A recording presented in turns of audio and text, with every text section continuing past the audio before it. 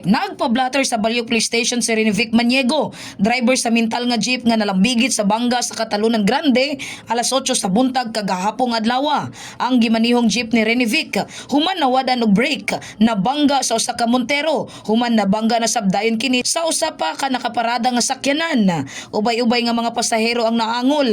Hinuon dali dayong miabot ang Central 911 og mga responders o giatiman ang mga biktima. Apan nato sa maong panghitabo, gisaysay ni ini nga nalagpot o gituuhang gipunit ang iyang cellphone apil na ang lisensya nga giipit ni ini sa wala mailhing individual. Nahulog ko diya, may punitan ko ba?